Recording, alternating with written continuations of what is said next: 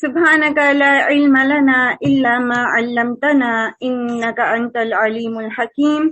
الحمد لله نحمده ونستعينه ونستغفره ونؤمن به ونتوكل عليه ونعوذ بالله من شرور أنفسنا ومن سيئات أعمالنا. من يهده الله فلا مضل له ومن يضلله فلا هادي له ونشهد أن لا إله إلا الله ونشهد أن محمدا عبده ورسوله والصلاة والسلام على محمد وعلى آل أصحابه أجمعين وعلى من تبعهم بإحسان من الأئمة والهداة والدعاة والأتقياء والصالحين وعلى من سلك سبيلهم إلى يوم الدين. أما بعد فاعوذ باللہ من الشیطان الرجیم. بسم اللہ الرحمن الرحیم. آج انشاءاللہ ہم 8واں پارہ شروع کرنے جا رہے ہیں. اللہ سبحانہ و تعالی ہمیں توفیق دے کہ ہم بہترین طریقے سے اللہ کے اس کلام کو سیکھ سکیں اور اپنی زندگیوں میں اس کو شامل کر سکیں. اعوذ باللہ من الشیطان الرجیم. بسم اللہ الرحمن الرحیم. وَلَوْ أَنَّنَا نَزَّلْنَا إِلَيْهِمُ الْمَلَائِكَةَ وَكَلَّمَهُمُ الْمَوْتَى وَحَشَرْنَا عَلَيْهِمْ كُلَّ شَيْءٍ قُبُلًا مَا كَانُوا لِيُؤْمِنُوا إِلَّا أَن يَشَاءَ اللَّهُ وَلَكِنَّ أَكْثَرَهُمْ يَجْهَلُونَ. اگر ہم فرشتے بھی ان پر نازل کر دیتے اور مردے ان سے باتیں کرتے اور دنیا بھر کی چیزوں کو ہم ان کی آنکھوں کے سامنے جمع کر دیتے تب بھی یہ ایمان لانے والے نہ تھے، الا یہ کہ مشیت الہی یہی ہو کہ وہ ایمان لائیں، مگر اکثر لوگ نادانی کی باتیں کرتے ہیں. محمد صلی اللہ علیہ وآلہ وسلم ان مشرکین مکہ کو ہر دلیل دے رہے تھے، انہیں کائنات کی نشانیاں دکھا رہے تھے، انہیں پچھلی کتابوں سے حقائق دکھا رہے تھے، دلائل دے رہے تھے، لیکن وہ حق کو صحیح زاویے سے نہیں بلکہ اپنی خواہشات کی نظر سے دیکھ رہے تھے. اللہ سبحانہ تعالیٰ فرما رہے ہیں وَلَكِنَّ أَكْثَرَهُمْ يَجْهَلُونَ. جہالت برت رہے تھے. وہ جہالت کے ساتھ اس سارے سینیریو کو دیکھ رہے تھے، اس تعصب کی نظر سے، اس اپنے آباء و اجداد کی پیروی کی اینک سے ان چیزوں کو دیکھ رہے تھے جو نبی صلی اللہ علیہ وآلہ وسلم ان کو دکھانا چاہ رہے تھے. لیکن جب چشمہ بدل جائے، جب نظر بدل جائے تو چیزیں جو ہیں وہ اپنے حقائق سے بدلی ہوئی نظر آتی ہیں. ایسا کیوں تھا؟ کیونکہ وہ اس چیز سے، اس تعصب سے جو ان کے اندر گرہ پہلے سے بندھی ہوئی تھی، محمد صلی اللہ علیہ وآلہ وسلم کی باتیں ان کی اس تعصب کے مطابق نہیں تھی، ان کی خواہش نفس کے مطابق نہیں تھی، تو انہوں نے اس کو ریجیکٹ کر دیا. حالانکہ باتیں ٹھیک تھیں. اگر وہ تعصب کا پردہ اپنی آنکھوں سے اتار کے دیکھتے تو مشرکین مکہ کو سب باتیں سمجھ آ جاتی. ابو جہل بھی تو یہ مانتا تھا، ولید بن مغیرہ بھی تو یہ مانتا تھا، اور بھی سارے جو کوار قریش تھے ان میں سے بہت سارے لوگ ریئلائز کرتے تھے کہ نبی صلی اللہ علیہ وآلہ وسلم صحیح کہہ رہے ہیں. لیکن چونکہ نیت اور ارادہ ہی نہیں تھا باتوں کو ماننے کا، تسلیم کرنے کا، تو حقائق سامنے آ جانے کے باوجود بھی وہ ان کے لیے ایسے ہو گئے جیسے وہ ان کو سمجھ ہی نہیں آ رہی. یہی وہ کیفیت ہے جسے اللہ سبحانہ و تعالیٰ فرماتے ہیں کانوں پہ پردے ڈال دینا اور دلوں پر مہر لگا دینا. اس لیے ہمیں حق کو حق دیکھنے کے لیے دعا کرنی چاہیے تاکہ حق جب ہمارے سامنے آ جائے تو پھر وہ ہم اس سے دور نہ جائیں، ہم اس کو کسی تعصب یا اپنی کسی خواہش نفس کی پیروی میں نگیٹ نہ کرتے. تو اللہ سے بہت دعا کرنی چاہیے اللہم ارنا الحق حقا وارزقنا اتباعہ وارنا الباطل باطلا وارزقنا اجتنابہ، تاکہ حق سامنے آئے تو وہ ہمیں حق ہی نظر آئے اور ہم اس پر عمل بھی کر سکیں، اور جب باطل ہمارے سامنے آئے تب بھی ہم اس کو پہچان جائیں اور ہم اس سے بچنے کی کوشش کریں. آج ہر ایک کا یہ مسئلہ ہے، جب کسی کو بھی آپ دین کی دعوت دیتے، خاص طور پر نوجوان نسل کو جب آپ دین کی طرف بلاتے ہیں تو وہ کہتے ہیں فلاں بھی یہ کہتا ہے، فلاں یہ کہتا ہے، فلاں وہ کہتا ہے، تو پھر ہم کس کو کہیں کہ یہ صحیح ہے؟ تو ان کو یہ دعا ضرور سکھائیں کہ جو بات تمہارے سامنے آتی ہے تو اللہ سے حق کو پہچاننے کی دعا کرو کہ تمہیں حق سمجھ آ جائے، اور ساتھ میں ان کو وہ کسوٹی دیجئے، یہ قرآن کا علم دیجئے تاکہ وہ صحیح اور غلط کی پہچان کر سکیں. وَكَذَلِكَ جَعَلْنَا لِكُلِّ نَبِيٍّ عَدُوًّا الشَّيَاطِينَ وَالْإِنسِ وَالْجِنِّ، اور اسی طرح ہم نے شیطان انسانوں اور شیطان جنوں کو ہر نبی کا دشمن بنایا ہے، جو ایک دوسرے پر خوش آئند باتیں دھوکہ اور فریب کے طور پر القا کرتے ہیں۔ یاد رکھیے شیطان صرف جنات میں نہیں ہوتے، شیطان انسانوں میں سے بھی ہوتے ہیں، اس لیے جب شیاطین سے پناہ مانگے تو پھر اللہ تعالیٰ سے شیاطین انس و جن دونوں سے پناہ مانگے، کیونکہ یہ دونوں مل کے حق کے خلاف کھڑے ہو جاتے ہیں۔ شیطان اپنے وسوسوں کے ذریعے ہمیں حق سے روکنے کی کوشش کرتا ہے، اور جو انسان ہے وہ باقاعدہ ہمارے سر پہ مسلط ہو جاتے ہیں، وہ باقاعدہ ہمارے خلاف پروپیگنڈا شروع کر دیتے ہیں۔ جب ہمیں نہیں بہکا سکتے تو وہ ہمارے ارد گرد لوگوں کو ہمارے خلاف کھڑا کر دیتے ہیں۔ تو یاد رکھیے جتنے بھی شیاطین ایڑی چوٹی کا بھی زور لگا لیں، وہ ہمیں کچھ نقصان نہیں دے سکتے اگر ہمیں اللہ کی پناہ حاصل ہو۔ اللہ سبحانہ وتعالیٰ فرماتے ہیں اگر تمہارے رب کی مشیت یہ ہوتی کہ وہ ایسا نہ کریں تو وہ کبھی ایسا نہ کرتے، بس انہیں ان کے حال پر چھوڑ دو کہ وہ اپنی افطرا پردازیاں کرتے رہیں۔ یہ سب کچھ ہم انہیں اسی لیے کرنے دے رہے ہیں کہ جو لوگ آخرت پر ایمان نہیں رکھتے ان کے دل اس خوشنما دھوکے کی طرف مائل ہوں اور وہ اس سے راضی ہو جائیں اور ان برائیوں کا اکتساب کریں جن کا اکتساب وہ کرنا چاہتے ہیں۔ اللہ سبحانہ وتعالیٰ کی مشیت اور اللہ کی رضا میں فرق ہے۔ مشیت سے مراد یہ نہیں ہے کہ جو کچھ اللہ سبحانہ وتعالیٰ نے لوگوں کو کرنے دیا ہے اس وجہ سے کیونکہ اللہ تعالیٰ نے صحیح اور غلط اختیار کرنے کی چوائس لوگوں کو دی ہے، تو اس کا مطلب یہ نہیں ہے کہ اگر کوئی غلط کرتا ہے تو اس میں اللہ کی رضا ہے، بلکہ یہ اللہ کی مشیت ہے کہ اللہ تعالیٰ نے لوگوں کو کھلی چوائس دی ہے کہ وہ کس رستے پر چلتے ہیں، اور یہ اللہ کی مشیت ہے کہ اللہ کسی کو زبردستی ہدایت نہیں دیتا۔ رضا اللہ کی ہدایت میں ہے، لیکن مشیت یہ ہے کہ جو صحیح رستہ اختیار کرنا چاہے گا ہدایت صرف اسے ہی ملے گی، زبردستی اللہ سبحانہ وتعالیٰ کسی کو ہدایت نہیں دے گا۔ پھر جب یہ حال ہے تو کیا میں اللہ کے سوا کوئی اور فیصلہ کرنے والا تلاش کروں، حالانکہ اس نے پوری تفصیل کے ساتھ تمہاری طرف کتاب نازل کر دی ہے، اور جن لوگوں کو ہم نے تم سے پہلے کتاب دی تھی وہ جانتے ہیں کہ یہ کتاب تمہارے رب ہی کی طرف سے حق کے ساتھ نازل ہوئی ہے، لہذا تم شک کرنے والوں میں شامل نہ ہو۔ تمہارے رب کی بات سچائی اور انصاف کے اعتبار سے کامل ہے، کوئی اس کے فرامین کو تبدیل کرنے والا نہیں ہے، اور وہ سب کچھ سنتا اور جانتا ہے۔ تو اللہ سبحانہ وتعالیٰ نے اس قرآن کے اندر جو کچھ صحیح ہے، جو کچھ ہمارے فائدے کی باتیں ہیں اور جو چیزیں ہمیں نقصان پہنچانے والی ہیں، چاہے وہ عقائد سے متعلق ہو چاہے وہ اعمال سے متعلق ہو، اللہ سبحانہ وتعالی نے ہمیں وہ ساری چیزیں جو ہیں بتا دی ہیں۔ اب اگر ہم حق کی تلاش اس قرآن کو چھوڑ کر کسی اور چیز میں کرتے ہیں تو پھر ہم حق پر نہیں ہوں گے بلکہ ہم وہ راستہ گم کر دیں گے، اور وہ راستہ جسے ہم حق کو چھوڑ کر اختیار کرتے ہیں تو پھر شیطان اس راستے کو ہمارے لیے مزین کر دیتا ہے، وہ ہمارے برے اعمال کو ہمیں اور سجا سجا کے دکھاتا ہے اور پھر انسان اس راہ میں دور نکل جاتا ہے۔ تو حق اور سچ کا راستہ کون سا ہے؟ یہ قرآن، کیونکہ اس میں اللہ تعالیٰ نے ہر چیز ہمیں بتا دی ہے۔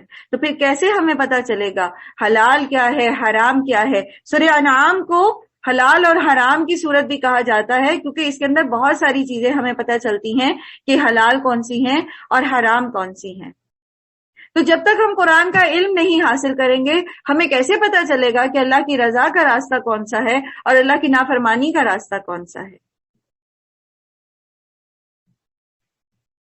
اور اے محمد صلی اللہ علیہ وآلہ وسلم، اگر آپ ان لوگوں کی اکثریت کے کہنے پر چلے جو زمین میں بستے ہیں تو وہ آپ کو اللہ کے راستے سے بھٹکا دیں گے۔ یہ تو کہیں آپ لکھ کے لگا لیں، ان یتبعون الا الظن، اور نہیں وہ پیروی کرتے مگر صرف گمان کی، وانہم الا یخرصون، اور وہ صرف قیاس آرائیاں کرتے ہیں۔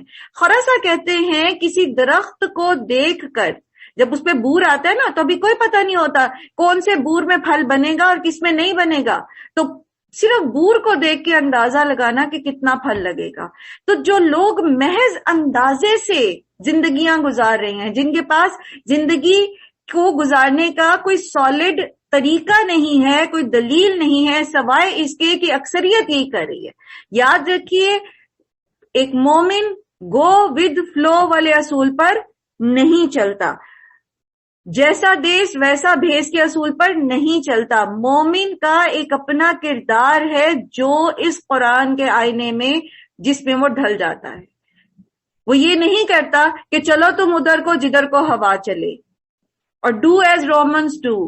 نہیں، یہ صرف ان لوگوں کی بنائی ہوئی باتیں ہیں جو دنیا میں، جو محض دنیا میں ترقی کرنا چاہتے ہیں. تو وہ کہتے ہیں بس جو چلن ہے سب کا اسی پہ چلو تو تم سہولت میں رہو گے اور تم ترقی کرو گے. یاد رکھیے پیروی صرف اللہ اور اس کے رسول کے احکامات کی ہی ہماری نجات کا باعث ہے. ایک طرف لوگوں کی رائے ہوتی ہے اور ایک طرف اللہ اور رسول کا راستہ ہوتا ہے.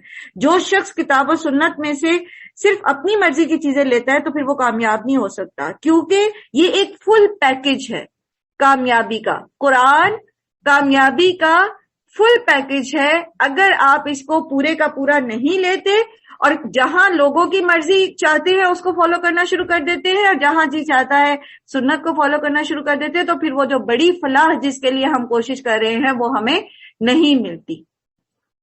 تو اکثریت کو پیچھے نہیں چلنا. جو ہر کوئی کر رہا ہے وہ صحیح نہیں ہوتا، بلکہ قرآن کریم میں بار بار آپ یہ چیز پڑھیں گے کہ بل اکثرہم لا یعقلون، بل اکثرہم لا یؤمنون. اکثر ان میں سے عقل نہیں رکھتے، اکثر ان میں سے اپنے گمان کی پیروی کرتے، اکثر ان میں سے آخرت کو نہیں مانتے، اکثر ان میں سے جو ہے وہ ایمان نہیں لاتے. اکثریت کی بجائے قلیل ہی ہوتے ہیں، قلیلا ما یؤمنون، کم ہوتے ہیں جو ایمان لاتے ہیں. اگر آپ ایک جنرلی اگر آپ کوئی اسٹیٹسٹک جو ہے وہ کر رہے، اس کی جوڑ جمع کریں تو آپ دیکھیں گے کہ کتنے فیصد لوگ ہیں جو اللہ کی محبت میں معاف کر دیتے ہیں. معاف کرنے والے لوگ کتنے ہوتے ہیں جو اللہ کی محبت کی خاطر، کسی دنیا فائدے کے لیے نہیں، اللہ کی محبت کی خاطر معاف کر دیتے ہیں. تو آپ یقیناً آپ دیکھیں گے کہ اکثریت ان کی معاف نہیں کرتی. بہت کم لوگ ہوتے ہیں جو معاف کر دیتے ہیں.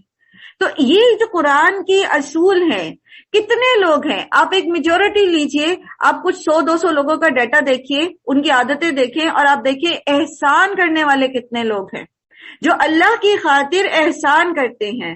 تو آپ دیکھیں گے کہ اکثرہم لا یحسنون، ان میں سے اکثر جو ہیں احسان نہیں کرنے والے ہوں گے. قلیل، بہت کم لوگ ہوں گے جو اللہ کی رضا کی خاطر کسی دنیاوی فائدے کے بغیر دوسروں پر احسان کرنے والے ہوں گے. کوئی بھی آپ اخلاقی قدر اٹھا کے دیکھ لیجئے، کوئی بھی آپ ایمانیات کو اٹھا کے دیکھ لیجئے، آپ کو یہی فارمولا جو ہے وہ نظر آئے گا کہ بہت کم لوگ خالص اللہ کی رضا کی خاطر عمل کرنے والے ہوتے ہیں، اور بہت کم لوگ ایسی سمجھ اور سوجھ بوجھ رکھتے ہیں کہ انہیں سمجھ آ جائے کہ اللہ سبحانہ و تعالیٰ کی فرما برداری ہی میں کامیابی ہے. تو اکثریت کے پیچھے نہیں چلنا. یاد رکھیے اکثریت کے پیچھے نہیں چلنا. کس کے پیچھے چلنا ہے؟ جو ہمیں اللہ کے ساتھ جوڑتا ہے، جو ہمیں اللہ کے رسول صلی اللہ علیہ وآلہ وسلم کی فرما برداری سکھاتا ہے. در حقیقت تمہارا رب زیادہ بہتر جانتا ہے کہ کون اس کے راستے سے ہٹا ہوا ہے اور کون سیدھی راہ پر ہے. پھر اگر تم لوگ اللہ کی آیات پر ایمان رکھتے ہو تو جس جانور پر اللہ کا نام لیا گیا ہو اس کا گوشت کھاؤ. آخر کیا وجہ ہے کہ تم وہ چیز نہ کھاؤ جس پر اللہ کا نام لیا گیا ہو؟ حالانکہ جن چیزوں کا استعمال حالت اضطرار کے سوا دوسری تمام حالتوں میں اللہ نے حرام کر دیا ہے، ان کی تفصیل تو تمہیں بتائی ہی جا چکی ہے. سورہ مائدہ میں آپ اس کی تفصیل پڑھ کے آئے ہیں. تو بات دراصل یہ ہے کہ مشرکین یہ کہتے تھے جب یہ حلال اور حرام کا پتہ چلا کہ جو خود جانور مر جاتا ہے تو وہ حلال نہیں ہے، تو انہوں نے کہا یہ دیکھو جی، جس کو یہ خود مارتے ہیں اس کو یہ کھا لیتے، اور جس کو یہ خود، جو جانور خود مر جاتا ہے اس کو یہ نہیں کھاتے. تو اس پہ یہ کہا جا رہا ہے کہ تم جس جانور پر اللہ کا نام لیا جاتا ہے اس کو کھاؤ، اس کو نہ چھوڑ دو، یہ حلال ہے تمہارے لیے. بکثرت لوگوں کا حال یہ ہے کہ علم کے بغیر محض اپنی خواہشات کی بنا پر گمراہ کن باتیں کرتے ہیں. سبحان اللہ، یہی بات ابھی ہم نے سمجھی نا. اکثریت کے پاس شرعی دلیل نہیں ہوتی، خواہ وہ اس نے دین کے کچھ وہ بنا لیے ہیں اور ریچولز اس پر عمل کر رہا ہے. تو ان سے جب آپ پوچھیں گے تو وہ کیا کہیں گے؟ کیا دلیل ہے ان کے پاس؟ کوئی سالڈ صحیح دلیل موجود ہے؟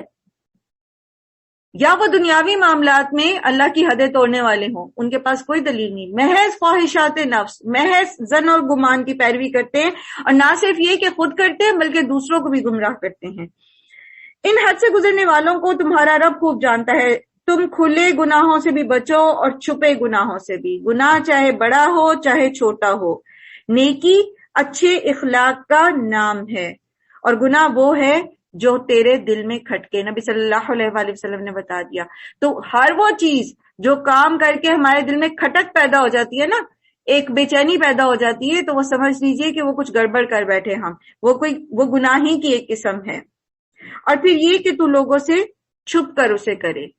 جب ایک کام ہم لوگوں کے سامنے نہیں کر سکتے تو جب چھپ کے کرتے ہیں تو اس کا مطلب کیا ہے؟ ہم وہ بھی گناہ کرے۔ تو چھپے اور ظاہر ہر گناہ سے بچنا ہے۔ اللہ تعالیٰ فرماتے ہیں وَذَرُوا ظَاهِرَ الْإِثْمِ وَبَاطِنَهُ، ظاہر اسم بھی چھوڑو، گناہ چھوڑ دو، اور چھپا ہوا گناہ بھی چھوڑ دو۔ اسی طرح نبی صلی اللہ علیہ وسلم نے فرمایا حرام کاموں سے پرہیز کرو، سب سے زیادہ پرہیزگار بن جاؤ گے۔ ٹھیک ہے، تو گناہ کے وہ کام جن پر ہمیں نہ ہمارے نفس کو سکون ملتا ہے، نہ ہمارے دل کو اطمینان ملتا ہے، تو ایسے کام کر کے ہم کیوں جو ہے وہ اللہ کی نافرمانی کریں۔ چھوٹی چھوٹی ایسی باتیں ہوتی ہیں جیسے کسی کی برائی کر دینا، غیبت کر دینا، خواہ بچوں کے ساتھ جھوٹ بول دینا، بڑے گناہوں سے تو ہم بچنے کی کوشش کرتے ہی ہیں۔ تو یہاں پہ کیا کہا جا رہا ہے؟ ظاہر باطن۔ تو ظاہر باطن کے ساتھ اگر آپ بڑا چھوٹا بھی ایڈ کر لیں اپنی سمجھ کے لیے، تو چھوٹے چھوٹے گناہوں میں ہم مبتلا ہو کر اپنی نیکیاں ضائع کر دیتے ہیں۔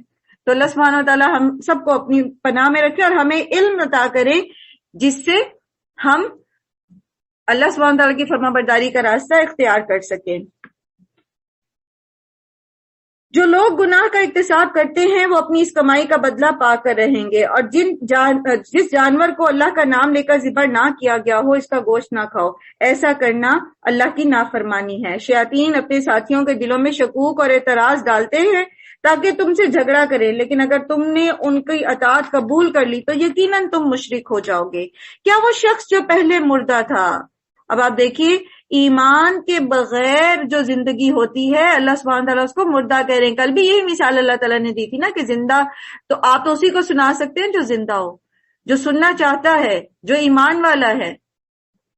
قرآن کریم میں ایک اور جگہ آتا ہے، ایک آیت کا مفہوم ہے کہ آپ کی بات تو وہی سنیں گے جو ایمان لاتے ہیں۔ تو جو شخص مردہ تھا یعنی اس کے پاس ایمان نہیں تھا، پھر ہم نے اسے زندگی بخشی، یعنی ہم نے اس کو ایمان دے دیا، اور اس کو وہ روشنی عطا کی جس کے اجالے میں وہ لوگوں کے درمیان زندگی کی راہ طے کرتا ہے۔ یعنی اس کو کون سی روشنی دے دی؟ قرآن کی۔ اس کو اللہ سبحانہ تعالیٰ نے اپنے دین کا علم سکھا دیا، اب وہ اس روشنی میں لوگوں کے درمیان زندگی گزارتا ہے۔ کیا وہ اس شخص کی طرح ہو سکتا ہے جو جہالت کی تاریکیوں میں پڑا ہو اور کسی طرح ان سے نہ نکلتا ہو، نکلنا چاہتا ہی نہ ہو؟ اب آپ خود دیکھ لیجئے کہ زندہ اور مردہ برابر نہیں ہے۔ جو زندہ ہے اس کے پاس عمل کرنے کی مہلت ہے، جو مر گیا اس کے پاس عمل کی مہلت نہیں ہے۔ جو زندہ ہے وہ اللہ کو راضی کر سکتا ہے، اور جو مر گیا وہ اللہ کو راضی نہیں کر سکتا۔ اب تو اگر ہمارے پاس ایمان، شعوری ایمان نہیں ہے، اگر ہم اللہ سبحانہ تعالیٰ کی رضا کے اعمال کے بارے میں جانتے نہیں ہیں، اگر ہم اپنی زندگی جہالت کے اندھیروں میں گزار رہے ہیں، تو پھر یقین کیجئے ہم زندہ نہیں ہیں۔ تو کامیابی کا راستہ کیا ہے؟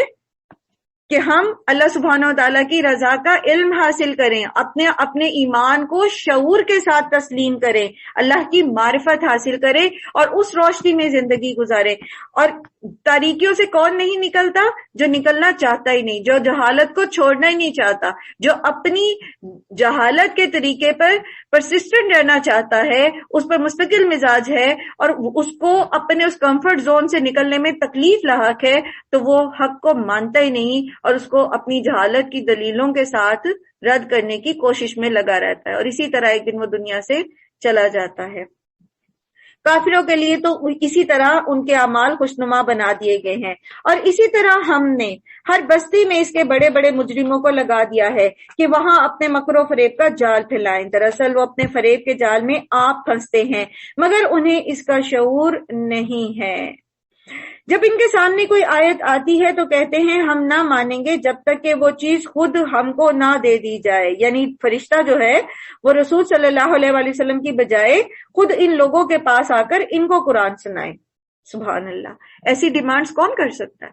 جو ماننا نہیں چاہتا، جو ماننے کی نیت رکھتا ہو تو وہ یہ نہیں دیکھتا کہ بتا کون رہا ہے، وہ یہ دیکھتا ہے کہ بات کی کیا جا رہی ہے۔ اگر وہ حق سچ ہے تو اس کو تسلیم کرنے میں اس کو کوئی مسئلہ درپیش نہیں ہوتا، لیکن ایسی باتیں کون کرتا ہے؟ جو عمل کرنا نہیں چاہتا۔ اللہ زیادہ بہتر جانتا ہے کہ اس نے اپنی رسالت کا کام کس سے لینا ہے اور کس طرح لینا ہے۔ قریب ہے وہ وقت جب یہ مجرم اپنی مکاریوں کی پاداش میں اللہ کے ہاں ذلت اور سخت عذاب سے دوچار ہوں گے۔ بس یہ حقیقت ہے کہ جسے اللہ ہدایت بخشنے کا ارادہ کرتا ہے اس کا سینہ اسلام کے لیے کھول دیتا ہے۔ فَمَن يُرِدِ اللَّهُ أَن يَهْدِيَهُ يَشْرَحْ صَدْرَهُ لِلْإِسْلَامِ ربی شرح لی صدری، اللہ میرے سینے کو کھول دے۔ جس کے لیے اللہ سبحانہ وتعالی اس کا سینہ اسلام کے لیے کھول دیتے ہیں، دین کے کام اس کو مشکل نہیں لگتے، اللہ کے راستے میں اس کو رغبت پیدا ہو جاتی ہے، اس کا دل اسلام میں اٹک جاتا ہے، اس کو سکون اللہ کے ذکر میں ملتا ہے، اس کو اللہ سبحانہ وتعالی ہدایت دے دیتا ہے۔ اور ہدایت دو طرح کی ہوتی ہے، ایک ہوتی ہے ہدایت رشد اور ایک ہوتی ہے ہدایت توفیق۔ تو ہدایت رشد تو سب کے لیے ہے، قرآن سب کے لیے، کوئی مسلمان ہو نان مسلم ہو، سب کے لیے۔ لیکن توفیق کی ہدایت توفیق کہ اس کو سمجھ کر اس پر عمل بھی کر لینا، وہ اللہ اسی کو دیتا ہے جس کے لیے اللہ سبحانہ وتعالی خیر کا معاملہ کرنا چاہتا ہے۔ اور پیچھے ہم بہت دفعہ یہ بات کر کے آئے کہ جس کے اندر تڑپ نہیں ہوتی اس کو اللہ تعالیٰ ہدایت نہیں دیتا، جو ہدایت مانگتا نہیں ہے اللہ اس کو ہدایت نہیں دیتا۔ اور یہ جو ہدایت توفیق ہے یہ کیا ہے کہ اللہ سبحانہ تعالیٰ دین کے کاموں میں ہمارے دل کا سکون رکھ دیتے ہیں، پھر ہمیں دنیا کے کاموں میں دنیا کی محبتیں، دنیا کی چیزیں، دنیا کی ترقیاں، دنیا ہمیں متاثر نہیں کرتی۔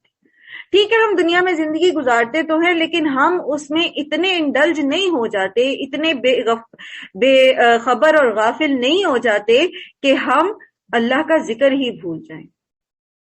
جیسے نبی صلی اللہ علیہ وآلہ وسلم کہتے تھے نا حضرت بلال کو کہ ارحنا بالصلاۃ، کہ بلال ہمیں نماز کے ذریعے راحت پہنچاؤ، اذان دو تاکہ ہم نماز پڑھیں اور ہمیں راحت ملے۔ تو مومن کی آنکھوں کی ٹھنڈک نماز ہوتی ہے، اس کو سکون کس میں ملتا ہے؟ اللہ کی فرما برداری میں۔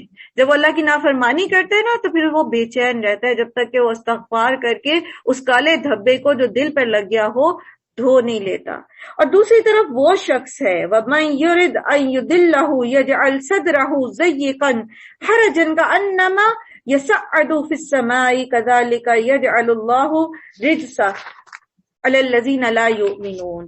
اور دوسری طرف وہ شخص ہے کہ جسے اگر اللہ سبحانہ وتعالیٰ گمراہی میں ڈالنے کا ارادہ کرتا ہے اس کے سینے کو تنگ کر دیتا ہے اور ایسا بھیجتا ہے کہ اسلام کا تصور کرتے ہی اس کی روح پرواز کرنے لگتی ہے۔ اسی طرح اللہ حق سے فرار اور نفرت کی اس ناپاکی کو ان لوگوں پر مسلط کر دیتا ہے جو ایمان نہیں لاتے۔ جو ایمان نہیں لاتے وہ بھٹکتے ہیں، اللہ تعالیٰ ان کو پھر ان کے بھٹکنے میں اور آگے کرتے جاتے ہیں، ان کو کیا کرتے ہیں؟ ڈھیل دے دیتے ہیں۔ وَيَمُدُّهُمْ فِي طُغْيَانِهِمْ يَعْمَهُونَ۔ تو ایسے لوگوں کو جب دین پر عمل کرنے کے لیے کہا جاتا ہے تو ان کی کیفیت ایسی ہوتی ہے کہ وہ جیسے آپ اگر کوئی پہاڑی علاقے میں رہتا ہے اور کبھی آپ کو پہاڑ پر چڑھنے کا اتفاق ہوا ہو تو جیسے جیسے آپ اوپر جاتے ہیں آکسیجن لیول کم ہو جاتا ہے، اور آکسیجن لیول جیسے جیسے کم ہوتا ہے انسان کو سانس لینے میں دشواری ہوتی ہے۔ تو جب انہیں دین کا کوئی حکم ان کے سامنے آتا ہے نا تو ان کا سینہ ایسے گھٹنے لگتا ہے جیسے سانس رکنے لگی ہو۔ پردے کا حکم آ گیا، یہ تو بہت مشکل ہے۔ اور لٹرلی میں نے ایسے ہی خواتین کو دیکھا ہے، وہ کہتی ہیں ہم حجاب اس لیے نہیں اوڑھتے ہمارے سر میں درد شروع ہو جاتا ہے، ہم نقاب اس لیے نہیں کرتے ہماری سانس رکتی ہے۔ سبحان اللہ، کبھی اللہ تعالیٰ نے اپنے کسی بندے کو ایسا بھی حکم دیا ہے کہ جو اس کے لیے مشکل ہو؟ بہت ساری ایسی مثالیں آپ دیکھ سکتے ہیں. جب لوگ عمل کرنا نہیں چاہتے اور اپنی خواہش نفس کے پیچھے لگے رہنا چاہتے ہیں تو دین کا کوئی حکم ان کے سامنے آتا ہے تو ان کی کیفیت بالکل ایسے ہو جاتی ہے جیسے ان کو کسی ایسی جگہ پر چڑھا دیا گیا ہو جہاں آکسیجن کم ہو اور ان کی سانس رکنے لگتی ہے. حالانکہ یہ راستہ تمہارے رب کا سیدھا راستہ ہے اور اس کے نشانات ان لوگوں کے لیے واضح کر دیے گئے ہیں جو نصیحت قبول کرتے ہیں. ان کے لیے ان کے رب کے پاس سلامتی کا گھر ہے، جنت، اور وہ ان کا سرپرست ہے اس صحیح طرز عمل کی وجہ سے جو انہوں نے اختیار کیا. تو پیچھے آپ پڑھ کے آئے نا، اللہ ولی الذین آمنوا یخرجہم من الظلمات الی النور. جب ہم ایمان لاتے ہیں، جب ہم اپنی فرمانبرداری اللہ کو شو کرتے تو اللہ ہمارا دوست بن جاتا ہے. پھر وہ ہمیں دارالسلام کی خوشخبری دیتا ہے، پھر وہ ہمارا ہاتھ پکڑ کے ہمیں ہماری مشکلوں میں سے نکال لیتا ہے. پھر جب ہمیں دین کا کوئی عمل مشکل لگتا ہے تو وہ ہمیں اس میں آسانی سجھا دیتا ہے، وہ ہمارا سینہ اس کے لیے کھول دیتا ہے. لیکن پیچھے فرق کس چیز کا ہے؟ نیت کا. نیت ہوگی فرما برداری کرنے کی تو بظاہر کوئی کام مشکل بھی لگے گا نا تو سینہ اس کے لیے کھل جائے گا. بہت دعا کیا کرے، ربی اشرح لی صدری ویسر لی امری. اللہ جو کام میرے سامنے آ گیا ہے اس کے لیے میرا سینہ کھول دے، اس کو میرے لیے آسان کر دے. چاہے وہ سود کے معاملات ہوں، چاہے وہ ازواج کے معاملات ہوں، چاہے وہ معاشرتی کوئی بھی کام ہو، سیاسی معاملہ ہو، کوئی بھی معاملہ، جہاں آپ کو لگے کہ اللہ کی فرما برداری مشکل لگ رہی ہے، بہت دعائیں کریں اللہ سے. دین پر عمل کرنے میں اگر مشکل ہوتی ہے تو فوراً اپنا جائزہ لینے کی ضرورت ہے، کہیں ہمارے اندر منافقت تو نہیں آ گئی. اللہ کے رسول صلی اللہ علیہ وآلہ وسلم کے جو صحابہ کرام تھے وہ اپنے لیے منافقت کے لیے ڈرتے تھے. سنا ہوگا آپ نے واقعہ کہ ایک مرتبہ حضرت حنزلہ جا رہے تھے اور کہتے جا رہے تھے حنزلہ منافق ہو گیا، حنزلہ منافق ہو گیا. تو ابو بکر صدیق ان کو ملے اور کہنے لگے حنزلہ یہ کیوں کہتے ہو؟ انہوں نے کہا کہ میں جب اللہ کے رسول کے پاس بیٹھتا ہوں تو میرے ایمان کی کیفیت کچھ اور ہوتی، اور جب میں گھر جاتا ہوں بیوی بچوں میں تو میں ان میں مشغول ہو جاتا ہوں، میری کیفیت بدل جاتی ہے. تو اللہ کے رسول صلی اللہ علیہ وہ ابو بکر صدیق کہنے لگے کہ میرے ساتھ بھی یہی معاملہ ہے. تو ایسے میں پھر وہ کہنے لگے کہ مجھے بھی منافقت کا اندیشہ ہو گیا. تو وہ اللہ کے رسول صلی اللہ علیہ وسلم کے پاس جاتے. پھر اسی طرح حضرت عمر نے نبی صلی اللہ علیہ وآلہ وسلم نے ایک صحابی تھے، ان کو بتایا ان منافقین کا نام جو اللہ نے ان پر کھول دیے تھے. تو حضرت عمر ان سے بار بار پوچھتے تھے، اخیر وقت تک ان سے پوچھتے تھے کہ مجھے بتاؤ کہیں میرا نام تو ان میں نہیں، کہیں میرا نام تو ان میں نہیں. تو آج ہم تو مطمئن ہوئے بیٹھے ہیں اپنی کیفیت میں، ایسے مطمئن ہیں کہ جو کچھ کرتے چلے جاتے ہیں. شیطان نے بڑی تھپکی دے رکھی ہے ہمیں کہ کوئی نہیں، خیر ہے، تم تو بہت ہی پکے اور تمہارے ایمان کو کوئی خطرہ لاحق نہیں، چاہے تم جو مرضی کام کرو اللہ کی نافرمانی کا، تمہارا ایمان بہت پکا ہے. تو اللہ تعالی ہماری حفاظت کرتے ہیں، ہمارے ایمان کی حفاظت کرتے ہیں، ہماری مشکلات میں ہمارے ساتھی بن جاتے ہیں جب ہم اللہ پر شعوری ایمان لاتے ہیں، جب ہم اپنی سبمیشن اللہ کو شو کرتے ہیں، جب ہم اللہ کو راضی کرنے اور اس کے احکامات پر شرح صدر کے ساتھ جو ہے عمل کرنے کی کوشش کرتے ہیں. ٹھیک ہے، ہم اس چیز کے اللہ تعالیٰ نے ہمیں مکلف نہیں کیا کہ کام کو ہم پورا بھی کر پاتے ہیں کہ نہیں، لیکن ہماری کوشش دیکھی جائے گی. قیامت کے دن اللہ سبحانہ تعالیٰ ہماری کوششوں کے مطابق ہمیں نمبر دیں گے. تو کوشش ضرور کیجیے، کوششوں کو جاری رکھیے. جس روز اللہ ان سب لوگوں کو گھیر کر جمع کرے گا اس روز وہ جنوں سے خطاب کر کے فرمائے گا، اے گروہ جن، تم نے تو نوع انسانی پر خوب ہاتھ صاف کیا. انسانوں میں سے جو ان کے رفیق تھے وہ پروردگار ہم میں سے ہر ایک نے دوسرے کو خوب استعمال کیا ہے، اور اب ہم اس وقت آ پہنچے جو تو نے ہمارے لیے مقرر کر دیا تھا. اللہ فرمائے گا، اچھا اب آج تمہارا ٹھکانہ ہے، اس میں ہمیشہ رہو گے. اس سے بچیں گے صرف وہی جنہیں اللہ بچانا چاہے گا. بے شک تمہارا رب دانا اور علیم ہے. دیکھو اس طرح ہم آخرت میں ظالموں کو ایک دوسرے کا ساتھی بنا دیں گے اس کمائی کی وجہ سے جو وہ دنیا میں ایک دوسرے کے ساتھ مل کر کرتے رہے تھے. اس موقع پر اللہ ان سے یہ بھی پوچھے گا کہ اے گروہ جنو انس، کیا تمہارے پاس خود تم ہی میں سے وہ پیغمبر نہیں آئے تھے جو تم کو میری آیات سناتے اور اس دن کے انجام سے ڈراتے؟ وہ کہیں گے ہاں، ہم اپنے خلاف خود گواہی دیتے ہیں۔ آج دنیا کی زندگی نے ان لوگوں کو دھوکے میں ڈال رکھا ہے، مگر اس وقت وہ خود اپنے خلاف گواہی دیں گے۔ فَاعْتَرَفُوا بِذَنبِهِمْ فَسُحْقًا لِّأَصْحَابِ السَّعِيرِ۔ آج دنیا کی زندگی ہمیں اللہ کی فرما برداری سے روکتی ہے، دنیا کی چاہت، دنیا کی مصروفیات، لیکن قیامت کے دن بندہ خود اقرار کرے گا کہ ہاں میں نے اپنے رب کے حق میں کمی کی، اور پچھتائے گا اس بات پہ کہ کاش میں نے رسول کا راستہ اختیار کیا ہوتا، کاش میں نے اللہ کے حق میں کمی نہ کی ہوتی۔ یہ شہادت ان سے اس لیے لی جائے گی کہ یہ ثابت ہو جائے کہ تمہارا رب بستیوں کو ظلم کے ساتھ تباہ کرنے والا نہ تھا، جبکہ ان کے باشندے حقیقت سے ناواقف ہوں۔ ہر شخص کا درجہ اس کے عمل کے لحاظ سے ہے۔ وَلِكُلِّ دَرَجَاتٌ مِّمَّا عَمِلُوا وَمَا رَبُّكَ بِغَافِلٍ عَمَّا يَعْمَلُونَ۔ ہر بندے کو درجہ اس کے عمل کے مطابق دیا جائے گا، خواہ وہ جنت کے درجے ہوں خواہ وہ جہنم کے درجے ہوں۔ ایک جنت کے ایک درجے سے دوسرے درجے کا فاصلہ ایسا ہے، اللہ کے رسول صلی اللہ علیہ وسلم نے فرمایا جیسے تم زمین سے چاند کو دیکھتے ہو، اور جنت کے 100 درجے ہیں۔ وَلِكُلِّ دَرَجَاتٌ مِّمَّا عَمِلُوا میں یاد رکھیے عمل میں نیت بھی شامل ہے۔ تو درست عمل جتنا ہم کریں گے، اللہ سبحانہ و تعالیٰ نے دنیا میں ہمیں احسن عمل کرنے کے لیے بھیجا۔ احسن عمل کیا ہے؟ جس میں نیت درست ہو، خالص اللہ کی رضا کے لیے ہو، اور سنت رسول صلی اللہ علیہ وآلہ وسلم کے مطابق ہو۔ تو پھر ہم جتنا عمل کرتے چلے جائیں گے اتنے ہی درجات ہمارے بڑھتے چلے جائیں گے، اتنی ہی ہماری جو جنت میں مقام ہے وہ بلند ہوتا چلا جائے گا۔ جیسے اللہ تعالیٰ قاری قرآن کو یہ کہیں گے، حافظ قرآن کو، کہ تو آیات پڑھتا جا ترتیل سے جیسا کہ تو دنیا میں پڑھتا تھا، اور جنت کے درجے چڑھتا چلا جا۔ جہاں تک تو تلاوت کرے گا، جہاں تیری آخری آیت ہوگی وہیں تیرا درجہ ہوگا۔ سبحان اللہ۔ آج ہم میں سے کتنے لوگ یہ کوشش کرتے ہیں کہ ہم جنت میں اعلیٰ درجے کے لیے کوشش کریں، اعلیٰ سے اعلیٰ مقام پائیں، کیونکہ درجہ جو ہے وہ عمل پہ ڈیپینڈ کرتا ہے۔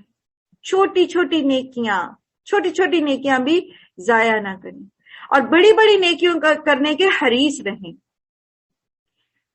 کتنا آسان ہے بلند درجہ جنت میں حاصل کرنے کا، قرآن کا کچھ حصہ یاد کرنا شروع کر دیں۔ ہم یہ سوچتے ہیں کہ ہم عمر کے اس حصے میں پہنچ گئے، اب تو ہمیں یاد ہی نہیں ہوگا۔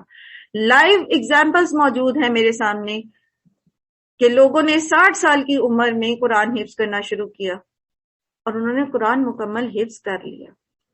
تو بات صرف یہ ہے کہ ہماری کوشش اور ہماری نیت، اللہ سبحانہ و تعالیٰ نے یہ دیکھنا ہے اور اس کے ساتھ معاملہ کرنا ہے۔ اسی طرح جہنم کے درجات بھی، جو جتنا زیادہ برا ہوگا، جیسے منافقوں کے لیے کیا ہے؟ اسفل السافلین، سب سے نچلا درجہ۔ اسی طرح چغلی خور اور غیبت خور جو ہے وہ حطمہ میں ڈالا جائے گا۔ اسی طرح جو مسلمان گناہ گار ہیں ان کو جہنم میں رکھا جائے گا۔ اسی طرح ایک درجہ سقیم ہے۔ تو اللہ سبحانہ و تعالیٰ ہر شخص کو اس کے عمل کے مطابق درجات دیں گے۔ اب ہم نے یہ دیکھنا ہے کہ ہم نے عمل کی کوالٹی اور کوانٹٹی کیسے بڑھانی ہے۔ صرف کوانٹٹی بھی میٹر نہیں کرے گی، یاد رکھیے، کوالٹی آف ورک بھی میٹر کرے گا۔ ہر شخص کا درجہ اس کے عمل کے لحاظ سے ہے، اور تمہارا رب لوگوں کے اعمال سے بے خبر نہیں ہے۔ تمہارا رب بے نیاز ہے اور مہربانی اس کا شیوا ہے، اگر وہ چاہے تو تم لوگوں کو لے جائے اور تمہاری جگہ دوسرے لوگ لے آئے، جس طرح اس نے تمہیں کچھ اور لوگوں کی نسل سے اٹھایا ہے۔ تم سے جس چیز کا وعدہ کیا جا رہا ہے وہ یقیناً آنے والی ہے، یعنی قیامت، اور تم اللہ کو عاجز کرنے کی طاقت نہیں رکھتے۔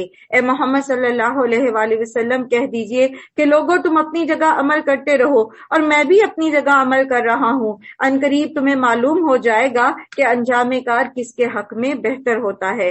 بہرحال یہ حقیقت ہے کہ ظالم کبھی فلاح نہیں پاتے۔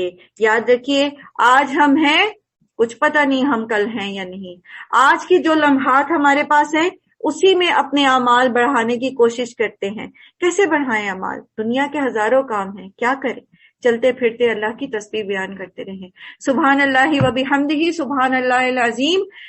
یہ وہ دو کلمات ہیں جو میزان میں بہت بھاری ہیں، جو اللہ تعالیٰ کو بہت پسند ہیں. تو اٹھتے بیٹھتے چلتے پھرتے بجائے اس کے کہ ہم کچھ اور سوچیں، ہم کچھ اور بولیں، ہم ٹیلی فون پہ لمبی لمبی باتیں کریں، ہم ادھر ادھر خواہ کی باتیں کرتے رہیں، اپنی زبان سے اللہ کا ذکر کرتے رہیں. اسی طرح قرآن کا ایک حرف پڑھنے سے 10 نیکیاں ملتی ہیں. تو جو آپ کو زبانی یاد ہے چلتے پھرتے آپ وہ پڑھ سکتے ہیں، بیٹھ کے پڑھ سکتے ہیں.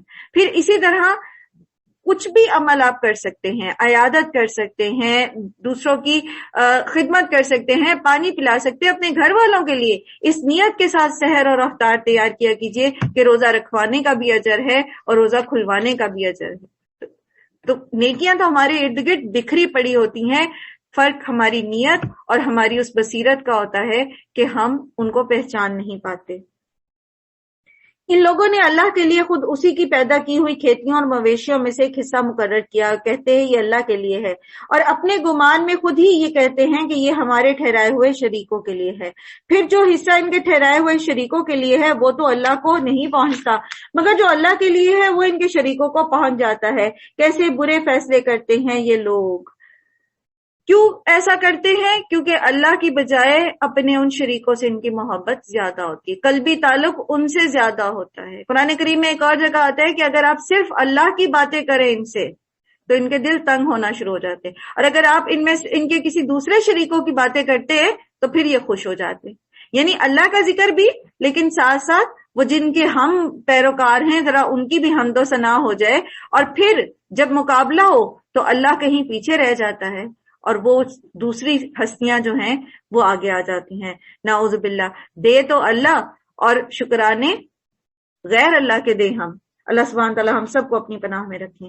اور اسی طرح بہت سے مشرکوں کے لیے ان کے شریکوں نے اپنی اولاد کے قتل کو خوشنما بنا دیا ہے تاکہ ان کو ہلاکت میں مبتلا کریں. کل بھی ہم نے قتل اولاد کی بات کی تھی. لٹرلی کچھ لوگ تو بعض بتوں پر اولاد کو ذبح ہی کیا کرتے تھے، جیسے خود عبد المطلب نے نبی صلی اللہ علیہ وآلہ وسلم کے والد کو ذبح کرنے کی منت مانی تھی. ٹھیک ہے، تو یہ بھی قتل اولاد ہے. اس طرف ہی اشارہ ہے اس آیت میں. لیکن اس کے ساتھ شیطان انسان کو اس کی اولاد کے قتل پر کیسے اکساتا ہے. تم تو ان کو پال نہیں سکو گی، پہلوں کی پرورش کیسے کرو گی اگر آگے اور آگے، تو ابورٹ کرا دو. یا پھر یہ کہ ان کے خرچے کیسے پورے ہوں گے، یا پھر یہ کہ پھر لڑکی پیدا ہو جائے گی. تو یہ سارے جو وسوسے ہیں، یہ سارے جو کام ہیں، یہ قتل اولاد کو شیطان جو ہے وہ انسان کے دماغ میں خوبصورت کر کے اس کا فائدہ بنا کے دکھاتا ہے، اور وہ اس گناہ کبیرہ کا مرتکب ہو جاتا ہے. پھر ہم اپنی اولاد کو قتل کرتے ہیں نفسیاتی طور پر.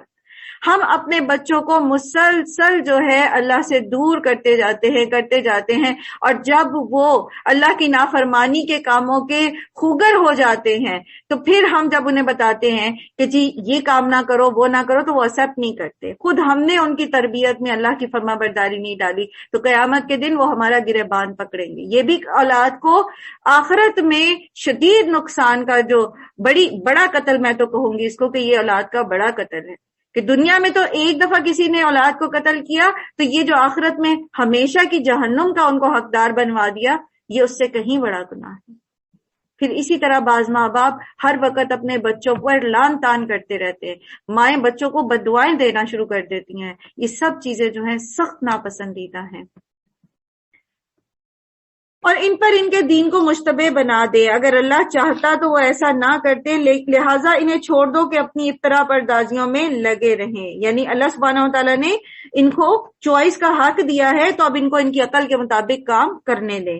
کہتے ہیں یہ جانور اور یہ کھیت محفوظ ہیں، یعنی انہوں نے منت مان لیتے تھے اپنے جانوروں اور کھیتوں کو، اپنے جو بت تھے ان کی نظر میں ان کو چھوڑ دیتے تھے. تو کہتے تھے یہ محفوظ ہے، انہیں صرف وہی لوگ کھا سکتے ہیں جنہیں ہم کھلانا چاہیں، حالانکہ یہ پابندی ان کی خود ساختہ ہے. پھر کچھ جانور ایسے ہیں جن پر سواری اور بار برداری حرام کر دی گئی، اور کچھ جانور ہیں جن پر اللہ کا نام نہیں لیتے، اور یہ سب کچھ انہوں نے اللہ پر جھوٹ باندھا ہے. عنقریب اللہ انہیں ان افترا پردازیوں کا بدلہ دے گا. بہت ساری ایسی رسومات مسلمانوں میں بھی پائی جاتی ہیں جن کی دلیل اللہ نے کچھ نہیں دی، اور لوگوں نے من گھڑت قصے کہانیوں پر بیس بنا کر ان چیزوں کو اپنے اندر رواج دے دیا. مثال کے طور پر آپ دیکھیے کہ جیسے یہ یہاں کہہ رہے نا کہ صرف وہی کھا سکتے ہیں جن کو ہم اجازت دیں، اسی طرح انہوں نے کچھ ایسی رسمیں تھیں جس میں اگر زندہ بچہ پیدا ہوتا تو ان کے مرد کھاتے، عورتیں نہیں کھا سکتی تھیں. ہاں مردہ بچہ پیدا ہو جاتا کسی جانور کا تو اس میں پھر عورتیں بھی شامل ہو سکتی تھیں. تو یہ کس نے بتایا؟ اللہ تعالیٰ کہہ رہے ہیں یہ اللہ پہ جھوٹ باندھ رہے ہیں. اسی طرح ہمارے ہاں کیا ہوتا ہے، بی بی فاطمہ کے نام کی نیاز، اب اس میں کیا ہوتا ہے کہ اس کو صرف عورتیں کھائیں گی، مرد نہیں کھا سکتے. کس نے بتایا؟ یہ کیا اللہ نے بتایا؟ کیا اللہ کے رسول نے بی بی فاطمہ کی نیاز دلائی تھی؟ کس نے دلائی تھی؟ کیا خود حضرت فاطمہ نے اپنے نام کی نیاز دلائی تھی؟ کیا حضرت علی جو حضرت فاطمہ سے اتنی محبت کرتے تھے انہوں نے حضرت فاطمہ کے وصال کے بعد ان کے نام کی نیاز دلائی تھی؟ کیا امام حسن حسین نے دلائی تھی؟ کس نے دلائی تھی؟ کہاں سے آئی یہ قصے کہانیاں؟ اور ان کو ہم دین بنا کے اپنی زندگیوں میں شامل کیے ہوئے ہیں. یہ تو صرف ایک مثال ہے، اور بہت ساری ایسی مثالیں ہمیں اپنے ارد گرد پھیلی ہوئی نظر آتی ہیں جس میں ہم اللہ کے حلال رزق کو اپنے لیے دین سمجھتے ہوئے حرام کر لیتے ہیں، اور کہتے ہیں کہ یہ جو کچھ ان جانوروں کے پیٹ میں ہے یہ ہمارے مردوں کے لیے مخصوص ہے اور ہماری عورتوں پر حرام، لیکن اگر وہ مردہ ہو تو دونوں اس کے کھانے میں شریک ہو سکتے ہیں. یہ باتیں جو انہوں نے گھڑ لی ہیں ان کا بدلہ اللہ انہیں دے کر رہے گا. یقیناً وہ حکیم ہے اور وہ سب باتوں کی اس کو خبر ہے. یقیناً خسارے میں پڑ گئے وہ لوگ جنہوں نے اپنی اولاد کو جہالت اور نادانی کی بنا پر قتل کیا اور اللہ کے دیے ہوئے رزق کو اللہ پر جھوٹ باندھ کر حرام کر لیا.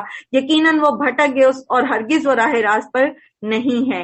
وہ اللہ ہی ہے جس نے طرح طرح کے باغ اور نخلستان اور بیلیں اور کھیتیاں اگائیں اور جس نے قسم قسم کے کھانے کی چیزیں تم حاصل کرتے ہو، زیتون اور انار کے درخت پیدا کیے جن کے پھل صورت میں مشابہ اور مزے میں مختلف ہوتے ہیں.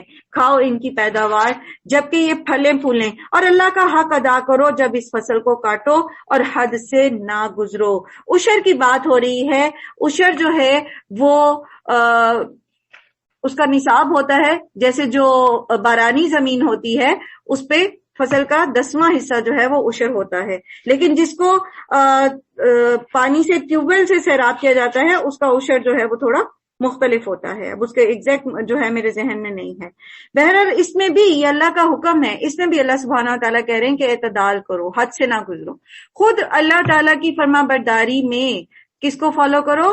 اللہ کے حکم کو. یہ نہیں کہ ساری کی ساری فصل اٹھا کے اللہ کی راہ میں دے دو اور اپنے بچوں کو فاقوں پہ لے آؤ، یہ چیز بھی پسندیدہ نہیں. اور یہ بھی پسندیدہ نہیں کہ ساری کی ساری اپنے گھر لے جاؤ اور غریب اور مسکین کو نہ دو. اور باغ والوں کا قصہ یاد رکھیے، میں نے آپ کو سنایا تھا. اللہ تعالیٰ حد سے گزرنے والوں کو پسند نہیں کرتا. پھر وہی ہے جس نے مویشیوں میں سے وہ جانور بھی پیدا کیے جس سے سواری اور بار برداری کا کام لیا جاتا ہے، اور وہ بھی جو کھانے اور بچھانے کے کام آتے ہیں، یعنی ان کی کھال. کھاؤ ان چیزوں میں سے جو اللہ نے تمہیں بخشی ہیں، اور شیطان کی پیروی نہ کرو کہ وہ تمہارا کھلا دشمن ہے. جہاں حرام کو کھانا گناہ ہے وہاں حلال کو حرام کر لینا بھی گناہ ہے، یاد رکھیے. یہ بھی شیطان کی پیروی ہے کہ ہم حلال کو اپنے اوپر حرام کر لیں. یہ 8 نر اور مادہ ہیں، 2 بھیڑ کی قسم کے اور 2 بکری کی قسم کے. محمد صلی اللہ علیہ وآلہ وسلم ان سے پوچھئے کہ اللہ نے ان کے نر تمہارے اوپر حرام کیے ہیں یا مادہ، یا پھر وہ بچے جو بھیڑوں اور بکریوں کے پیٹ میں ہوں؟ ٹھیک ٹھیک علم کے ساتھ مجھے بتاؤ. اور علم کیا ہے؟ دلیل کیا ہوگی؟ یا تو شریعت، قرآن، یا کائنات. قرآن و سنت سے ثابت ہے یا کائنات کا کوئی ایسا نظام ہے جس نے ان شریکوں کو ثابت کیا ہے؟ تو بتاؤ، دلیل کے ساتھ بات کرو اگر تم سچے ہو. اور اسی طرح 2 اونٹ کی قسم میں سے ہیں اور 2 گائے کی قسم سے. پوچھو ان کے نر اللہ نے حرام کیے ہیں یا مادہ، یا وہ بچے جو اونٹنی اور گائے کے پیٹ میں ہوں؟ کیا تم اس وقت حاضر تھے جب اللہ نے ان کے حرام ہونے کا حکم تمہیں دیا تھا؟ پھر اس شخص سے بڑھ کر ظالم اور کون ہوگا جو اللہ کی طرف منسوب کر کے جھوٹ بات کہے تاکہ علم کے بغیر لوگوں کی غلط رہنمائی کرے. یاد رکھیے دین کے متعلق ہمیشہ دلیل سے بات کریں. اللہ اور اس کے رسول کے کسی قول میں ہم کسی طرح کا اضافہ نہیں کر سکتے، اور نہ ہی ہم دین میں اپنے پاس سے کوئی باتیں شامل کر سکتے ہیں. یہ بہت بڑا گناہ ہے. اللہ کے رسول صلی اللہ علیہ وآلہ وسلم فرماتے ہیں اگر کسی نے میری طرف کوئی ایسی بات منسوب کی جو میں نے نہیں کی تو اپنا ٹھکانہ جہنم میں بنا لی. تو بہت محتاط رہنے کی ضرورت ہے، اور خاص طور پر جب ہم کسی کو دین سکھا رہے ہوں تو جب تک ہمارے پاس اوتھینٹک دلیل موجود نہ ہو تو اس کو آپ دین کے طور پر بیان نہ کریں. یقیناً اللہ ایسے ظالموں کو راہ راست نہیں دکھاتا۔ اے محمد صلی اللہ علیہ وآلہ وسلم ان سے کہیے جو وحی میرے پاس آئی ہے اس میں تو میں کوئی ایسی چیز نہیں پاتا جو کسی کھانے والے پر حرام ہو الا یہ کہ وہ مردار ہو یا بہایا ہوا خون ہو یا سور کا گوشت ہو کہ وہ ناپاک ہے یا فسق ہو کہ اللہ کے سوا کسی اور کے نام پر ذبح کیا گیا ہو۔ پھر جو شخص مجبوری کی حالت میں کوئی چیز ان میں سے کھا لے بغیر اس کے کہ وہ نافرمانی کا ارادہ رکھتا ہو اور بغیر اس کے کہ وہ حد ضرورت سے تجاوز کرے تو یقیناً تمہارا رب درگزر سے کام لینے والا اور رحم فرمانے والا ہے۔ اب آپ دیکھیے کہ حلال اور حرام جو ہے اس میں سے بھی جو حرام اور حلال کے دائرہ کار سے نکل جاتا ہے تو اللہ سبحانہ و تعالیٰ فرماتے ہیں کہ وہ دین کی حدوں سے کو توڑنے والا ہے۔ تو جو دین کی حدوں کو توڑتا ہے تو پھر اللہ تعالیٰ اس کو ہدایت نصیب نہیں کرتے۔ پھر وہی اصول کہ جان کی حرمت ہے، ٹھیک ہے، تو جان کی حرمت جہاں آ جائے گی تو وہاں پر پھر حرام اتنا کھا لینا کہ جان بچ جائے جائز ہے۔ پھر یہاں بات ہو رہی ہے لحم الخنزیر کی، تو بعض لوگ یہ کہتے ہیں کہ صرف لحم کا ذکر ہے تو صرف گوشت حرام ہے۔ یاد رکھیے جو چیز حرام ہوتی ہے اس کی گوشت، اس کی کھال، اس سے بننے والی بائی پروڈکٹس ساری چیزیں حرام ہو جاتی ہیں، ٹھیک ہے۔ تو ایسی ساری چیزیں جو حرام ہیں، جیسے درندے حرام ہیں تو درندوں کی کھال کے پرس یا جوتے یا کوئی اور چیز بنانا استعمال کرنا یہ حرام ہے۔ اور جن لوگوں نے یہودیت اختیار کی ان پر ہم نے سب ناخن والے جانور حرام کر دیے تھے، اور گائے اور بکری کی چربی بھی بجز اس کے جو ان کی پیٹھ یا ان کی آنتوں سے لگی ہوئی ہو یا ہڈی سے لگی رہ جائے، یہ ہم نے ان کی سرکشی کی سزا انہیں دی۔ ہم پہلے بھی یہ سیکھ کے آئے نا کہ انسان جب اللہ کی نافرمانی کرتا ہے نا تو پھر اللہ تعالیٰ اس کی نعمتیں جو ہیں وہ اس سے چھین لیتے ہیں، اور زندگی پر ان کے یہودیوں کو مشکل احکامات دیے ہی زیادہ اس لیے گئے کیونکہ انہوں نے اللہ کا حکم مان کے ہی نہیں دیا تھا۔ اور یہ جو کچھ ہم کہہ رہے ہیں بالکل سچ کہہ رہے ہیں۔ اب اگر وہ آپ کو جھٹلائیں تو ان سے کہہ دو کہ تمہارے رب کا دامن رحمت وسیع ہے اور مجرموں سے اس کے عذاب کو کوئی پھیر نہیں سکتا۔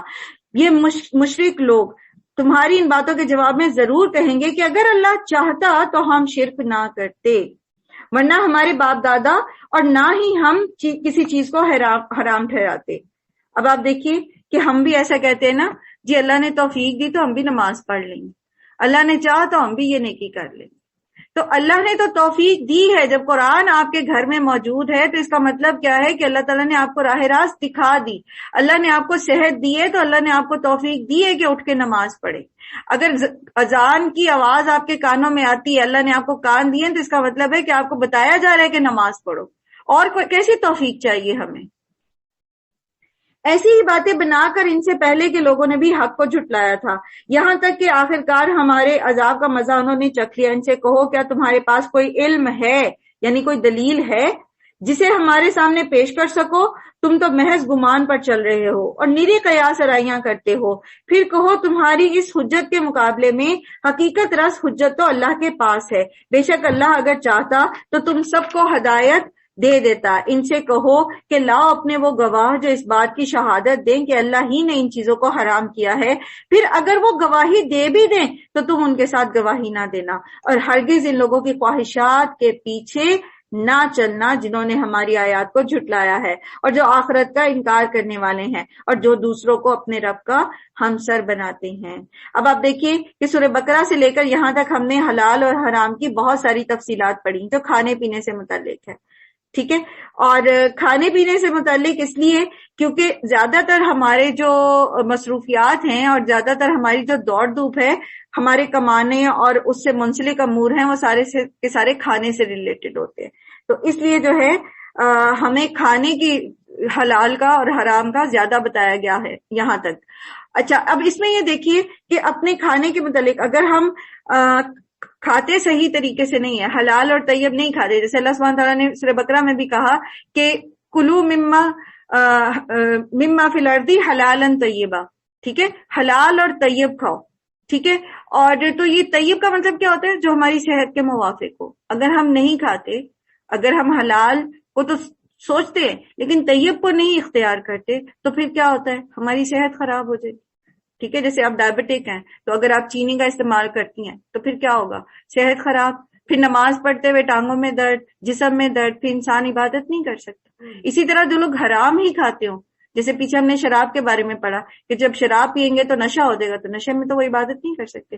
تو کھانا پینا ڈائریکٹ عبادت پر افیکٹ کرتا ہے ہمارے، اس لیے سادہ کھائیں، حلال کھائیں، اور کوشش کریں کہ بائی پروڈکٹس کی بجائے، جو ریفائنڈ پروڈکٹس ہیں ان کی بجائے جو را پروڈکٹس ہیں وہ کھائیں، یعنی سبزی کو تازہ کھائیں، پھل کو تازہ کھائیں، ٹن پیک نہ کھائیں زیادہ، اور اچھی طیب نیوٹرینٹس والی چیزیں کھائیں۔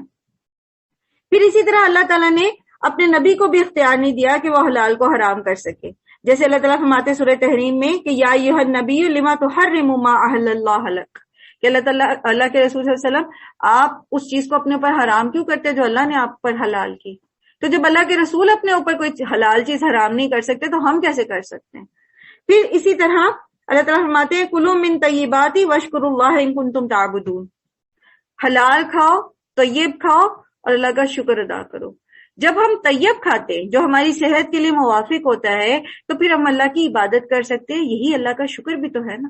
اگر ہم کھاتے پیتے رہیں گے کاٹ کباڑ، جنک کھاتے رہیں گے اور بیمار پڑے رہیں گے تو پھر ہم شکر بھی نہیں کر سکتے، اور ان کنتم ایاہ تعبدون، اور اللہ کی عبادت بھی نہیں کر سکتے، تکلیف میں رہیں گے۔ تو کتنا ایفیکٹ ہوتا ہے خوراک کا ہمارے اوپر۔ اسی لیے اللہ سبحانہ تعالیٰ نے یہاں تک، آپ دیکھیے مسلسل ہر صورت کے اندر آپ کو حلال اور حرام کے بارے میں تعلیمات دی جا رہی ہیں۔ اس کے آگے کچھ اور چیزیں ہیں۔ ابھی تک تو ان لوگوں کی باتیں ہو رہی تھی مشرکین کی کہ انہوں نے اپنے اوپر کیا کیا حرام کر رکھا تھا۔ اب یہاں اللہ کے رسول صلی اللہ علیہ وآلہ وسلم سے اللہ تعالیٰ فرما رہے ہیں قُلْ تَعَالَوْا أَتْلُ مَا حَرَّمَ رَبُّكُمْ عَلَيْكُمْ أَلَّا تُشْرِكُوا بِهِ شَيْئًا، اے محمد صلی اللہ علیہ وسلم ان سے کہیے کہ آؤ میں تمہیں سناؤں تمہارے رب نے تم پر کیا پابندیاں عائد کی ہے۔ یاد رکھیے کہ ڈوز، جو کام کرنے کا حکم ہے وہ بھی عبادت، اور جن کاموں سے بچنے کا حکم ہے، جو حرام کیا گیا ہے ان سے بچنا بھی عبادت ہے۔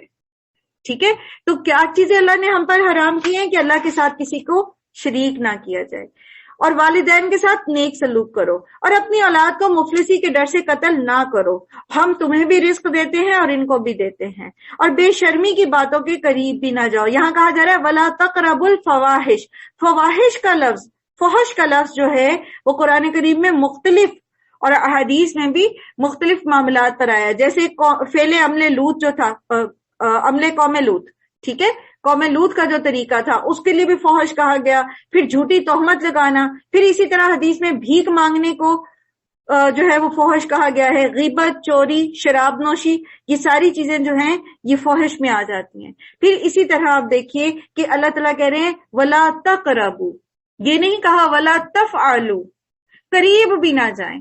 یہ جو جیسے ابھی ہم کہہ رہے ہیں یہاں پڑھ رہے ہیں کہ غیبت، تو غیبت کے قریب بھی نہ جاؤ۔ کیسے غیبت کے قریب نہیں جائیں گے ہم؟ کیسے بچیں گے ہم غیبت سے؟ مشکل ہوتا ہے، ہاں، کیسے بچیں؟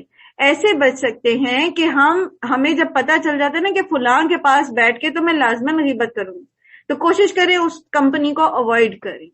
جب مجھے یہ پتہ ہے کہ مجھے زیادہ بولنے کی عادت ہے تو میں اس کو کنٹرول کرنے کی کوشش کروں۔ اللہ تعالیٰ سخت ناپسند کرتے ہیں زیادہ بولنے والے کو، زیادہ کیلو کال والے کو اللہ سبحانہ تعالیٰ سخت ناپسند کرتے ہیں۔ اور اللہ کے رسول صلی اللہ علیہ وسلم کیا کہتے ہیں کہ اگر بات کرو تو اچھی بات کرو ورنہ چپ رہو، اور یہ خاموشی بھی عبادت ہے۔ اگر ہم غلط بات کہنے کی بجائے خاموش رہتے تو یہ بھی عبادت ہے۔ تو تمام معاملات میں دیکھ لیں کہ ہم نے قریب بھی نہیں جانا۔ وہ 3 سرکل یاد کر لیں جو میں نے آپ کو پہلے دن کہا تھا کہ ڈرا کر کے رکھ لیں۔ اور کسی جان کو جسے اللہ نے محترم ٹھہرایا ہے ہلاک نہ کرو مگر حق کے ساتھ۔ حق کے ساتھ قتل کرنے کا کیا مطلب ہے؟ یعنی قصاص میں، یا پھر خرابہ کی سزا میں، یا پھر ارتداد میں۔ یہ باتیں ہیں جن کی ہدایت اس نے تمہیں کی ہے، شاید کہ تم سمجھ بوجھ سے کام لو، اور یہ کہ یتیم کے بال کے قریب بھی نہ جاؤ مگر ایسے طریقے سے جو بہترین ہو، یہاں تک کہ وہ اپنے سن رشد کو پہنچ جائے۔ ایک حدیث کا مفہوم ہے کہ جب کسی یتیم کی پرورش کوئی کرتا ہے تو جنت اس کے لیے واجب ہو جاتی ہے۔ سبحان اللہ۔ اور ہم میں سے کتنے لوگ ہیں جو یتیموں کے سر پہ ہاتھ رکھتے ہوں؟ ہاں، بہت بھی کریں گے تو پیسے بھیج دیں گے، پچھلے بھی جہاں یتیموں کی پرورش کی بات ہوئی تھی تو میں نے اس میں یہی چیز عرض کی تھی کہ یتیم کو صرف پیسے کی ضرورت نہیں ہوتی، اس کو آپ کی محبت کی بھی ضرورت ہوتی ہے، اس کو آپ کی سرپرستی کی ضرورت ہوتی ہے، اس کو اس تربیت کی ضرورت ہوتی ہے جو اس کا باپ کرتا اگر وہ زندہ ہوتا۔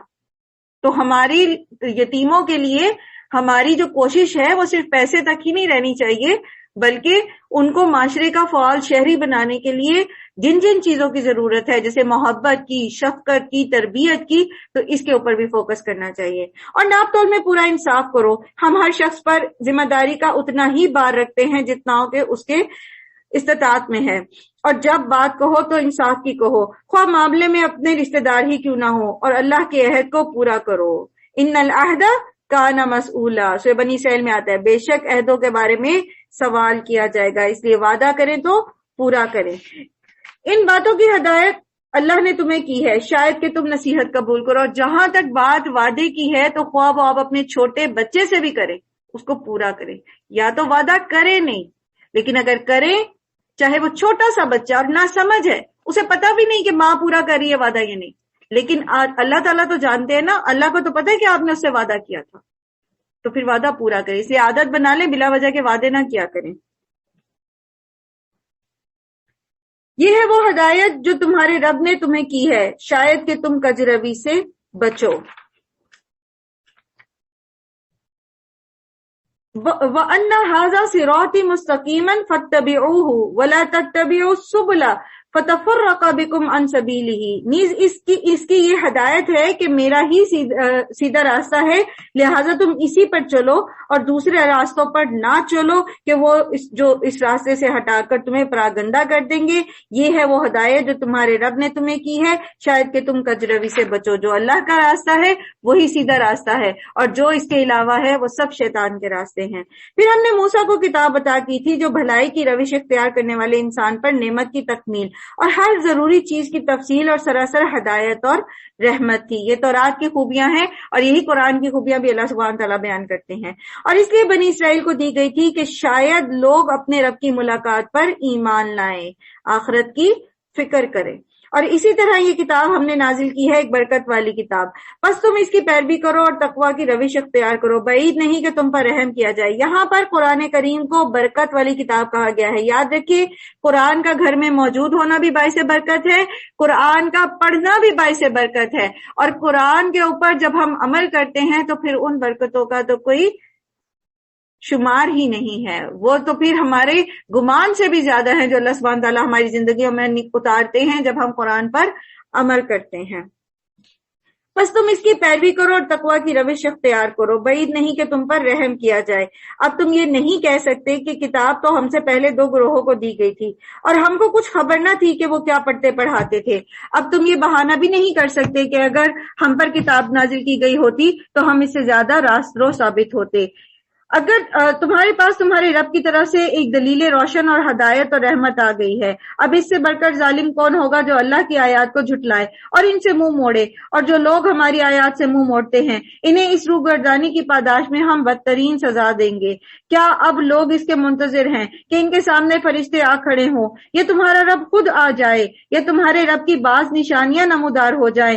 جس روز تمہارے رب کی بعض مخصوص نشانیاں نمودار ہو جائیں گی، پھر کسی ایسے شخص کو اس کا ایمان کچھ فائدہ نہ دے گا جو پہلے ایمان نہ لایا ہو اور جس نے اپنے ایمان میں کوئی بھلائی نہ کمائی ہو۔ یعنی نیک کام جو ہیں وہ ایمان میں شامل ہیں، ٹھیک ہے۔ پوری قرآن میں ہم یہی پڑھتے ہیں کہ جہاں بشارتیں ہیں وہاں کیا ہے؟ آمنو و عملوا الصالحات، ایمان لا اور نیک عمل کرو۔ نیک عمل کریں گے، ایمان لائیں گے، نیک عمل کریں گے تو جنت کے حقدار بنیں گے۔ اور دوسرا یہ کہ جب ہمارے سامنے قرآن کے احکامات آ گئے، جب اللہ تعالیٰ کے رسول کی سنت آ گئی، تو اس کے بعد کیا ہم واقعی اس چیز کے منتظر ہیں کہ قیامت ہی برپا ہو جائے؟ یہ نعوذ باللہ جیسے مشرکین مکہ کہتے تھے نا کہ لولا تکلمنا اللہ یاتینا آیا، کہ کوئی معجزہ کیوں نہیں سامنے آ جاتا، یا اللہ ہم سے خود کیوں نہیں باتیں کرتا؟ تو کیا ہم یہ چاہتے کہ اللہ خود ہمیں بتائے، کوئی ایسا جھٹکا دے ہمیں کہ ہم سیدھے راستے پر آ جائیں؟ نعوذ باللہ، اللہ سبحانہ تعالیٰ ہم سب کو اپنی پناہ میں رکھے۔ تو کس چیز کا انتظار ہے کہ ہمارے اعمال درست نہیں ہو رہے، ہمارے دلوں میں اللہ کی وہ محبت پیدا نہیں ہو رہی جو ہونی چاہیے۔ جن لوگوں نے اپنے دین کو ٹکڑے ٹکڑے کر دیا اور گروہ گروہ بن گئے، یقیناً ان سے تمہارا کچھ واسطہ نہیں ہے۔ یاد رکھیے تفرقہ کب پڑتا ہے؟ جب عقیدتوں کا مرکز بدل جاتا ہے۔ جب عقیدت کا مرکز صرف اللہ اور اللہ کا رسول ہو تو پھر فرقہ بازی تو نہ ہوئی، پھر میرے امام نے یہ کہا اور تیرے امام نے یہ کہا اور میرے پیر نے یہ کہا اور تیرے پیر نے یہ کہا، پھر تو نہیں ہوگا۔ جب عقیدت کا مرکز بدلتا ہے، جب محبت کا محور بدلتا ہے، تو پھر ہر کوئی اپنے محبت کے محور کے پیچھے لگ جاتا ہے اور آپس میں تفرقے میں پڑ جاتا ہے۔ ان کا معاملہ اللہ کے سپرد ہے، وہی ان کو بتائے گا کہ انہوں نے کیا کچھ کیا۔ جو اللہ کے حضور نیکی لے کر آئے گا اس کے لیے 10 گنا اجر ہے، اور جو بدی لے کر آئے گا اس کو اتنا ہی بدلہ دیا جائے گا۔ یہ ہے اللہ کا رحم۔ اللہ تعالیٰ کسی کو اس کی نیکی کا تو اتنا زیادہ بدلہ، اور کہیں تو 700 گنا زیادہ بدلہ دیں، اور برائی جتنی کی ہے تو بدلہ صرف اتنا ہی، جتنا اس نے قصور کیا ہے، اور کسی پر ظلم نہ کیا جائے گا۔ اے محمد صلی اللہ علیہ وسلم کہیے میرے رب نے بالیقین مجھے سیدھا راستہ دکھا دیا ہے، بالکل ٹھیک دین جس میں کوئی ٹیڑھ نہیں، ابراہیم کا طریقہ جسے یکسو ہو کر اس نے اختیار کیا تھا، اور وہ مشرکوں میں سے نہیں تھے۔ کہو میری نماز، میری تمام عبادت، میرا جینا اور میرا مرنا سب اللہ رب العالمین کے لیے ہے۔ آپ سب یہ کہیے، آپ کے سامنے قرآن کھلے ہوں گے مجھے امید ہے، سب کہیے، اپنے مائک میوٹ رکھیے اور تھوڑی سی بلند آواز سے اپنے آپ کو یہ سنائیے، ان صلاتی و نسکی و محیای و مماتی للہ رب العالمین۔ میری عقیدت کا مرکز، میری محبت کا محور کوئی اور نہیں ہے، صرف اللہ ہے۔ صرف اللہ ہی کی رضا چاہتا ہوں، صرف اللہ ہی کی فرما برداری کرنی ہے، اس ہی کی محبت اور اس ہی کی فرما برداری میں مجھے مخلوق میں سے بھی ان کی محبت اور فرما برداری اور ان کے حقوق کی ادائیگی کرنی ہے جیسے اس نے مجھے حکم دیا۔ لا شریک لہ، اس کا کوئی شریک نہیں، وبذالک امرت وانا اول المسلمین۔ خود اپنے دل پر ہاتھ رکھیے، آنکھیں بند کیجئے اور کہیے وانا اول المسلمین، میں سب سے پہلے فرما بردار، مجھے پتہ لگ گیا میرے رب کا حکم کیا ہے، میں سب سے پہلے فرما بردار، سب سے پہلے میں خود عمل کروں، سب سے پہلے میں خود ان تعلیمات پر عمل کروں گا، سب سے پہلے میں اپنے بچوں کی فکر کروں، میں ان کو بتاؤں، میں اپنے شوہر کی فکر کروں، میں اس کو بتاؤں، میں اپنے ارد گرد اپنے بہن بھائیوں کی فکر کروں، لیکن سب سے پہلے میں خود اس رب لا شریک کی فرما بردار بن جاؤں۔